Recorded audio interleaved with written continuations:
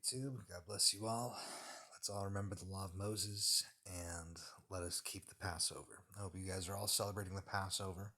This is the day Jesus was crucified, and it goes back 1500 years earlier to the day that God delivered Israel from the hand of Egypt. Very important holiday. So this is Leviticus chapter 1. These are the instructions for the burnt offerings. I'm going into this a little bit, just like a more succinct video on this, because I encourage this. I encourage anyone who is capable to do what the law of Moses teaches, especially this part. Leviticus chapter 1. Yahweh called to Moses and spoke to him from the tent of meeting, and he said, "Speak to the Israelites and say to them, when anyone among you brings an offering to Yahweh, bring as your offering an animal from either the herd or the flock. If the offering is a burnt offering from the herd, you are to offer a male without defect. You must present it at the entrance to the tent of meeting so that it will be acceptable to Yahweh. You are to lay your hand on the head of the burnt offering, and it will be accepted on your behalf to make atonement for you. You are to slaughter the young bull before Yahweh, and then Aaron's sons, the priests. Now, anyone who believes in Jesus, baptized, communion, you are the priest. The blood of Christ has made us the priests. Revelation chapter 1. Because the Levitical priesthood is dead. There's been no Levitical priesthood since the destruction of the Second Temple. We, the Christians, are the priests now. More so those of us who have the blood of the Levites, Messianic Jewish Christians. Lay your hand on the head of the burnt offering, and it will be accepted on your behalf to make atonement. You are to slaughter the young bull before Yahweh, and then Aaron's sons, the priests, shall bring the blood and splash it against the sides of the altar at the entrance of the tent of meeting. You are to skin the burnt offering and cut it into pieces. The sons of Aaron, the priest, are to put fire on the altar and arrange wood on the fire. Then Aaron's sons, the priest, shall arrange the pieces, including the head and the fat, on the wood that is burning on the altar. You are to wash the internal organs and the legs with water, and the priest is to burn all of it on the altar. It is a burnt offering, a food offering, an aroma pleasing to Yahweh.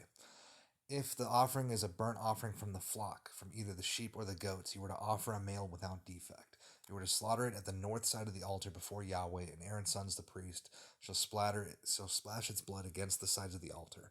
You are to cut it into pieces, and the priest shall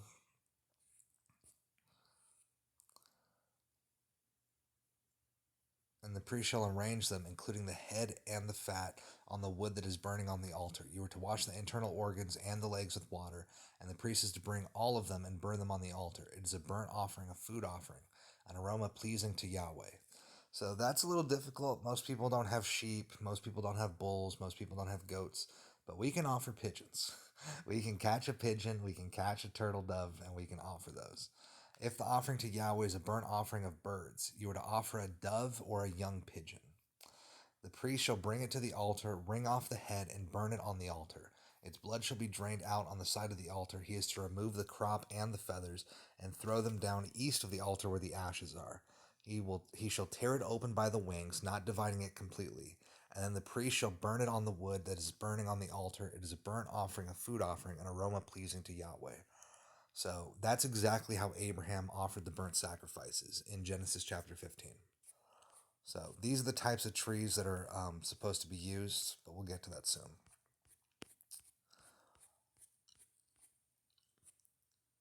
Okay, so this is the book of Jubilees chapter 21.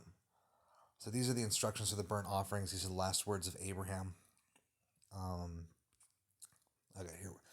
So it says, "If you do slay a victim as an acceptable peace offering, slay you it, and pour out its blood upon the altar, and all the fat of the offering offer on the altar with fine flour, and the meat offering mingled with oil, and its drink offering.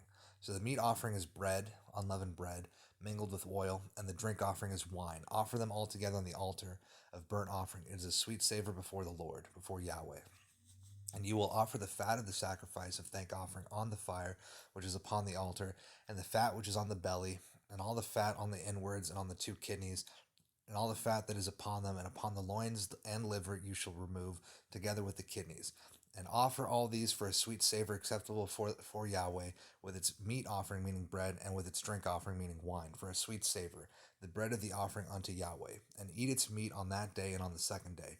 And let not the sun on the second day go down upon it till it is eaten.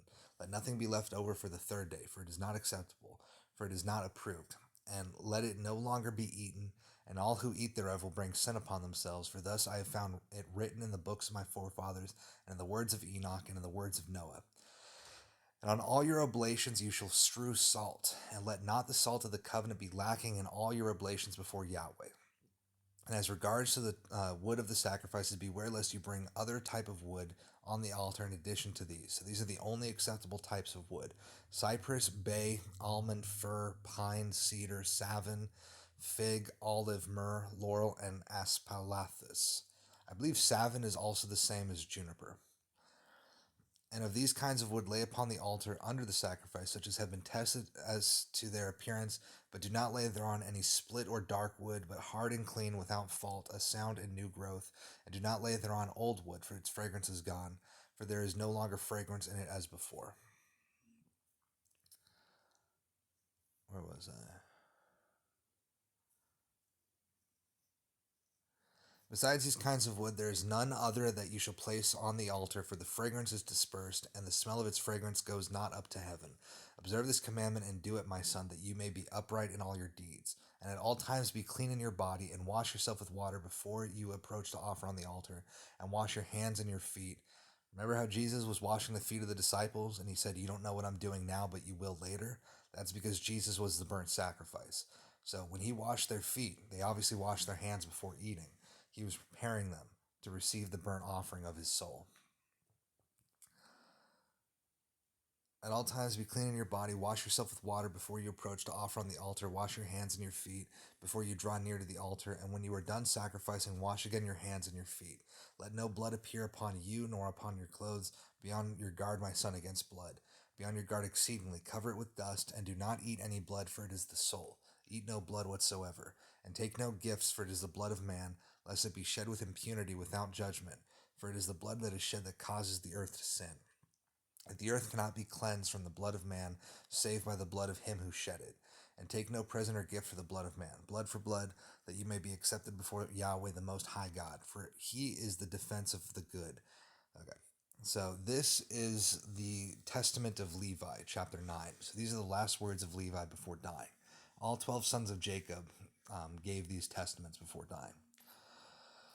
Observe this commandment and do it, my son, that you may be upright in all your deeds. At all times be clean in your body, and wash yourself with water before you approach to offer on the altar. Wash your hands and your feet before you draw near to the altar. And when you are done sacrificing, wash again your hands and your feet. Let no blood appear upon you nor upon your clothes. I think this is the same one as before. Yeah, this is the one. Okay, so this is Testament of Levi, chapter 9. And Isaac kept calling me continually to bring to my remembrance the law of Yahweh, just as the angel had shown me. So remember, Isaac is the son of Abraham. These are the last words of Abraham to Isaac, I believe. So Isaac is teaching Levi how to do this. Isaac kept calling me continually to bring to my remembrance the law of Yahweh, just as the angel had shown me. And he taught me the law of the priesthood, sacrifices, holocausts, meaning burnt offerings, voluntary offerings of the first fruits, offerings for a safe return. Day by day he was informing me, occupying himself with me, and he said to me, "Be on your guard against the spirit of promiscuity, for it is constantly active, and through your descendants it is about to defile the sanctuary," meaning Solomon's temple. "Therefore take for yourself a wife while you are still young, a wife who is free of blame or profanation, who is not from the race of alien nations. Before you enter the sanctuary, bathe. While you are sacrificing, wash, and again when the sacrifice is concluded, wash. Present to Yahweh the 12 trees that have leaves, as Abraham taught me." The same 12 trees that were here. Or is the other one? Fig, olive, savin, cedar. The 12 trees that have leaves, as Abraham taught me. And from every clean living animal and bird bring a sacrifice to Yahweh. And of all your first fruits and wine bring the very first as a sacrifice to Yahweh Elohim. And salt with salt every sacrificial offering. So this is the cypress tree. This is the bay tree. This is the almond tree. This is, I'm not sure what type of tree this one was. Oh, fir tree. I see, I wrote it at the top. This is the fir tree. This is the pine tree. This is the cedar tree. This is the savin tree, which I believe is also known as the juniper tree. This is the fig tree. This is the olive tree. And this is the myrrh tree. And this is the laurel tree. And this is the aspalathus tree. And these are the only acceptable trees for the burnt offerings. So the Book of Jubilees and the Testaments of the 12 Patriarchs, these give a lot more context for the stories in the Book of Genesis. We know the Book of Genesis was not written by Moses because it describes events that happened after Moses had been dead. It describes events that didn't happen until the Book of Joshua or even the Book of Judges. It talks about the Canaanites and the Perizzites were still in the land in those days. But how could Moses write this if Moses died before the Canaanites and the Perizzites were cleansed from that land? So the book of Genesis was clearly not written by Moses. It must have been written by a historian either in the First Temple period or the Second Temple period or sometime in the time of the Judges. But it definitely was not written by Moses. So I believe that was Genesis 13 or 14 or so, where it talks about the Canaanites and the Perizzites were still in the land. So Genesis is not what God told Moses. The book of Jubilees, when Moses goes on the Mount of he goes on Mount Horeb, God speaks to him and he tells him many things on Mount Horeb. For the 40 days and 40 nights he's there fasting. And that's where the book of Jubilees claims it comes from. And the book of Jubilees lines up perfectly with the testaments of the 12 patriarchs. So remember the law of Moses, very important. Jesus kept the law of Moses. He told us to keep the law of Moses. And if we keep the law of Moses, everything will go well for us. And of course, Jesus is our king. Jesus is our king, and the law of Moses is our constitution, and we must obey God, and God will protect us. That's it. That's all it takes. Obedience, and you are protected. God bless everybody. Happy Passover.